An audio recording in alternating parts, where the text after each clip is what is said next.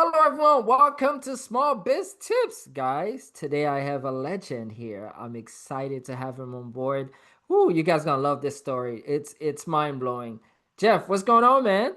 Hey, Gilbert, great to be here. I don't know about the legend part, but I love being here. Love your podcast. Well, thank you, sir. I appreciate it. So, before we dive deep into everything you got going on, who is Jeff? So Jeff's a proud native of Eastern North Carolina, the eastern third of the state, farm country. Grew Okay. up there, very hardworking mentality in that part of the world, and that's where I started my career. So I've Nice. been an operator for over 30 years. I had the opportunity to be a CEO for 15 of those 30 plus years, and thrilled to be here today to talk more about some of my experiences. Congrats, congrats. So you've been CEO for 15 plus years. Now we're talking CEO. What kind of company? Because I think I read somewhere you help a company grow from 0 to 100 million. And that one, actually, I was an officer of a public company called Blair Corporation from 2000 to 2007, right after the dot-com bust. They bring Wow. this guy in who was then living in Chicago and said, "We want to start a website." And so I had to jump in and help convince some people that the web was still a reality. Because as you remember from 2000, we had the bust. Everybody Yes. was unreasonably high in their expectations. And then it dropped off to, we want no part of this stuff. Oh my And God. I had the opportunity to come in and try to build something from scratch. And we took that from 0 to 100 million. Great team, great story, and brought a $500 million company along with us for the ride. First, that's amazing. Congratulations. Being able to do that a time when people didn't believe on the internet anymore, which to me it's kind of like it doesn't that's it's not even possible nowadays Yeah, that's because right. we live in the internet. So tell us about that background, right? Like when you were, just getting out of college, how'd you even get into that space where you became a top level operator? Well, what's really cool is my junior year of undergrad, I coached senior year of undergrad, I coached a junior high girls basketball team. I met the owner of a company called Overton's, and 2 years later, had a chance to join him with the company. He had a catalog business there in Greenville, North Carolina, where I grew up, Yeah. and had a great run there for 10 years. I came in with no job description other than make the numbers work. It was trial by fire.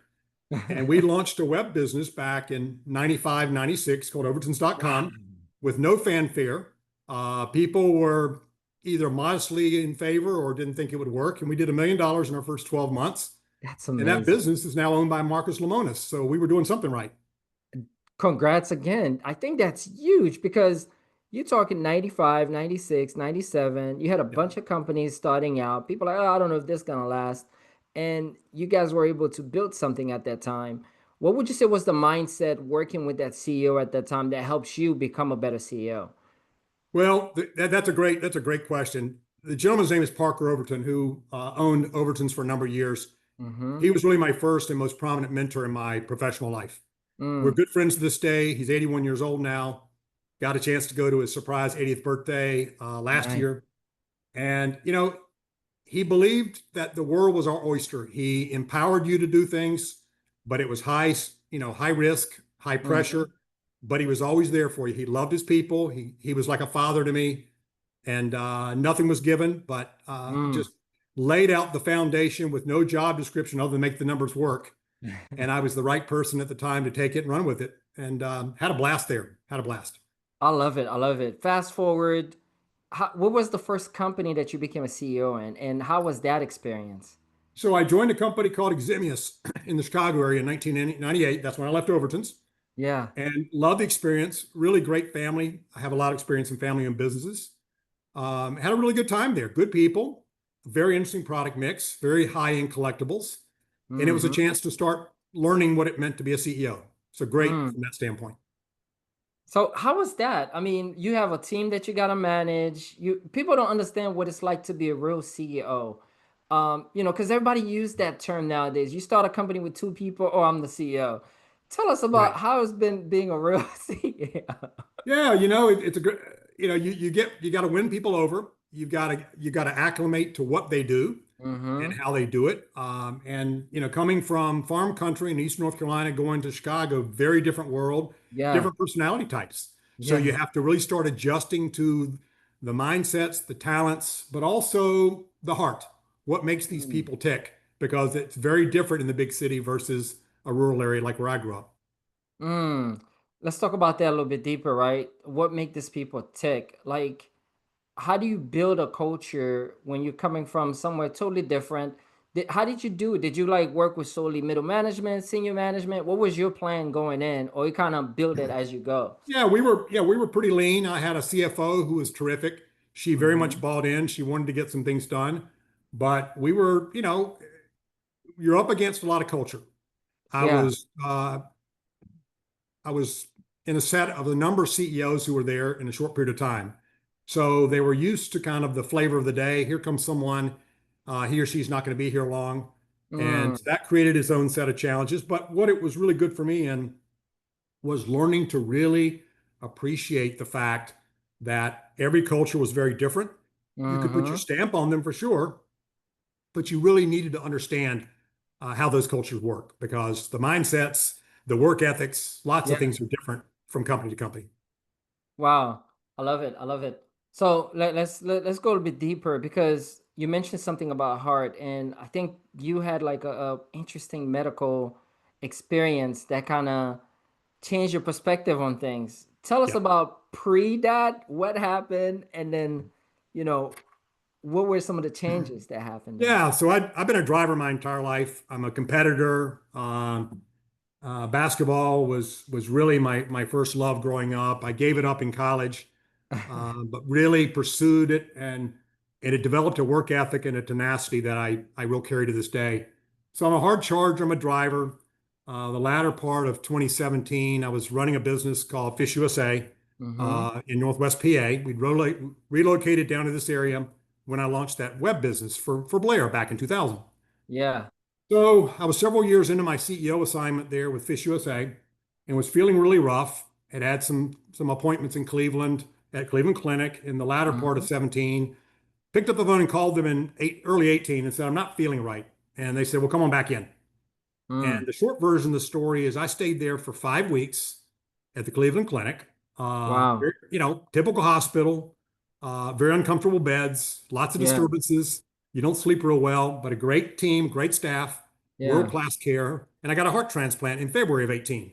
Oh my God. Didn't go in there thinking I'm getting a heart transplant, but it started spiraling, and one thing led to another. And that really today frames a lot of what I do. The fact that I went through that grueling experience, came out the other Wow. side strong, energetic, and really appreciative.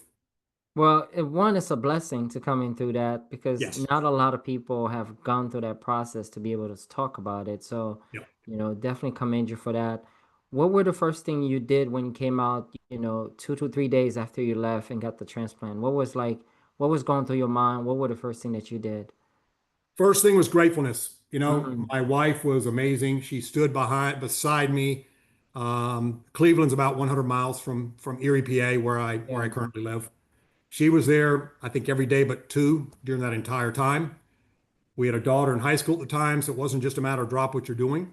yeah, So she was there, and I was grateful for the fact that I've been given the gift. I also very appreciative and cognizant of the fact that someone had a loss for me to have a mm, gain. People don't mm, think about that, but there was a loss yeah, involved. And I don't know what happened. I don't know that backstory. But gratefulness, and also, I lost a lot of strength being in the hospital for 5 weeks, lost a ton of yeah, weight, um, but started getting my strength back. But I left there on a mission to get back into the office in 2 months, which they allowed me to do if I went to physical mhm, rehab. And I did, and I aced that and couldn't wait to get back. The company was supportive of me at the time. And, I was just raring to go. yeah, I figured God had given me another opportunity, another lease on life. Don't blow yeah. it, Jeff. Make it happen. Now, with that said, like it seems people that I've met that have had that second chance in life, they seem like the type of people that take action really quickly. They don't mess around with things. Tell Right. us about, what have from then to now, what are some of the big things you were able to accomplish? How you see things. Tell us more Yeah. about that. I a lot of what I've done in full-time work and now as an advisor, doing fractional interim CEO and transition work, is what I Mm-hmm. call urgency without panic. Not to Mm, sound any which way, as you'll bear, but We don't know how many days we've got. I don't care if you're 35 or Yeah, 95. And I'm very aware of that. You know, I'm not asking for sympathy. I expect to live a long, long life. I've met yeah, lots of peers that go 30 plus years with transplants. I feel fantastic. I'm 7 plus years out. But that whole idea of not wasting the day. Now, yes, you need days off. You need to yeah. energize. But if you've got pending decisions that need to be made, don't dilly-dally around. Make things happen, and bring your A game and also appreciate the fact that you've got that opportunity because the average person doesn't. That's And my true. wife has reminded me a number of times that I get to do what I do. And I'm appreciative for that. I love going in and helping companies take whatever that next transitional step might be. Let's talk about that, right? Fractional CEO. I didn't even know that was a role until you and I spoke. And I'm like, fractional CEO, that's pretty cool. So, when would a company hire someone like you, and how does that process come about? Yeah, so fractional generally is, we'll call it 1 to 2 days a week. It's a Okay. part-time CEO. Many of these companies cannot afford a full-time CEO. They Mm-hmm. often have a founder, an owner who is very gifted in certain areas. Could be Yeah, marketing, sales, product development, logistics, any of a number of things, tech. yeah, But they don't want to or don't feel they've got the right stuff or the interest in running the business. gotcha. So as opposed to bringing in someone with less experience, they'll often hire a fractional CEO, and Mm, that person will come in no different than a full-time CEO, except the hours are different. And they okay. come in not as a consultant, but to make things happen. And under the right situation, it can be extremely beneficial. They can evolve into something larger, but the idea when you bring them in is let's get things done now. And what's interesting about an interim or fractional role is you're not involved in the politics. You're coming Yeah. in on a mission. Execute, make things happen. Be a nice guy, certainly, but don't waste time. Get things done. No, I love it. Normally, a typical engagement will be what, for a year, 6 months until you help them That- transition or That's a someone. really good ballpark. 6 months to a year is about average for fractionals. There have been situations where it can run longer. Mine have usually been in that six months to 1 year range. That's And that's fantastic. my peers that I talk to, same kind of scenario. Occasionally it's shorter, but usually 6 months. Now you actually have a project coming out very soon as well. Are you care to share? I don't know if it's a secret that we can share with No, anybody. I'm thrilled to share. This has been on my mind for a number of years, but I felt led to write a book and Wow. to get it to the market. It's called The Heart of Transition. Mm, And it's a little bit of a metaphor, and I'll tell you some backstory there in a moment, but it's a story about it's really about practical advice for transitioning businesses. It's okay. not fluff, it's real. Um, but it also deals with the fact that there's certain mindsets you've got to have. You've got to be open, willing, transparent, Yeah. coachable, vulnerable, and very real to make these things happen. I talk a little bit about that. And really the metaphor is when you go in for a heart transplant, one of the most intriguing moments is they bring a social worker in and they Really? ask you a lot of questions. Will you be responsible if you get this gift? Will you take all the meds you're supposed to take when you're supposed to take them? That is Wow. absolutely a thing. People don't realize it, but that's a real thing. Will you honor it? Will you adhere to certain dietary restrictions for whatever reason? Grapefruit juice bothers my meds. So I've got to basically say, no, I'm not going to take these things. I'm not going to consume things that bother Yeah. me. It's not a long list, but there's certain rules. And Yeah. so my book is really a metaphor because when you transition to business, you bring the good forward, but you Mm-hmm. also have to change some habits. A And hundred what percent. I'm really, really proud of this book is the fact that it's going to offer people practical solutions. And also, the introduction to the book is being written by my transplant surgeon at Cleveland Clinic, who instantly got the metaphor of Wow. what it means to transition in business versus after a transplant. That's amazing. Congratulations. That's huge, man. Wow. So the book is coming out. Are you able to share where they can go to, or should they just follow you? So how do they get access to that? I'd love to have people follow me on LinkedIn, Jeff Parnell. Um, and yes, they can follow me there. The book is going to come out during third quarter. It's being worked Oh, on literally as we speak. It'll I be love it. available everywhere. It'll be on all the online sellers. It'll be in some local bookstores. Oh, Um, man. I expect to be doing some conference speeches and so forth when I'll bring the book there. But really, it's going to be available everywhere. And I hope it's going to be a gift to people to be able to say, listen, let me not waste time in transitioning my Yeah, business, my company. Um, and again, it was, if you don't mind, I'll share a couple comments my transplant surgeon made. of course. Transplant recipients don't often meet their surgeon because you come in, he may or may not be in the room as you're wheeled in. And afterwards, he's not on your train any longer. He came by to visit me in the room. I was still Wow. asleep. Okay. I looked him up through someone at Cleveland Clinic Yeah. who said, yeah, well, no one's ever really asked to meet the surgeon afterwards. It doesn't happen, but let me see if I can make it happen. So I got to meet him about 4 years ago and I sat down with him. So I said, his name is Dr. Smadira. So what Mm-hmm. happens, what goes through your mind, when you get the call 8 or 10 hours from now, you're doing a transplant? He looked at me. This was during COVID, so we're wearing masks. I wish I Yeah, could have yeah, seen yeah, his yeah, facial yeah. expression. But those eyes of his said, you know, determination. And what his words said were, Jeff, I love what I do.